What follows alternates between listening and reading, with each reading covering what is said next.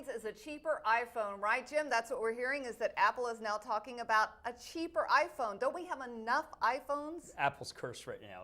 I was joking this morning, Squawk on the Street. They could announce a better than expected earning, doubling of the dividend, big buyback, split 1 to 10, and it didn't matter what they do. People don't like Apple right now. It's over-owned. That said, this is a Nokia killer. Nokia's owned that market. By the way, Intel's trying to be in that market in the white label, low-end phone. You want to offer something in China, you need an inexpensive phone. You want a blunt Samsung, you get a better system that works with European telcos, and you have an inexpensive phone. You want to cover the waterfront. You want to own every single market, and Apple has to do this. I mean, once again, this is not the OMG. I'm looking for the thing from Apple that just dazzles. I have a mini iPad. I really like it, but it's not enough to be able to do the trick. Apple, in order to get out of the funk, it has to break down technically. It has to get rid of all the people who don't understand that Apple is no longer going to be able to grow 30, 40%.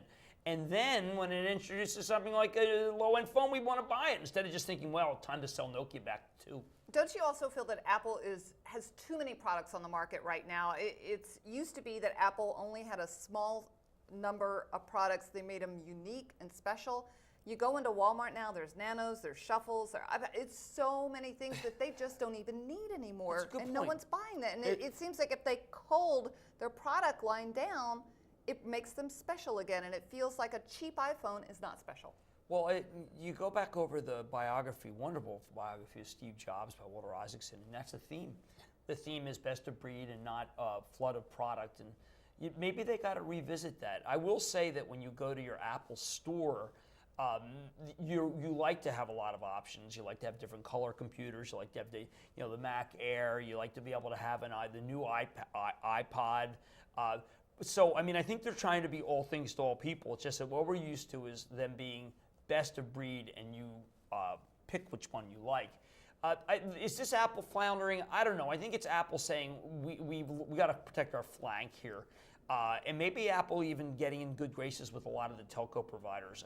I think Tim Cook is an excellent strategist. He's not really a product guy. I say that because Steve Jobs said he wasn't a product guy in the Steve Jobs biography. But I agree with you. It does seem to be a bit of a conundrum. Millions of products suddenly. How about the best products? And a low-end phone is not what I expect from Apple. But if they have some sort of game plan which says that the world must own Apple because they want to do the ecosystem, if it's an ecosystem play, then I'm on board. Okay, well, we'll keep our eye on that Apple iPhone, the cheaper version, and see if this is really what the market wants.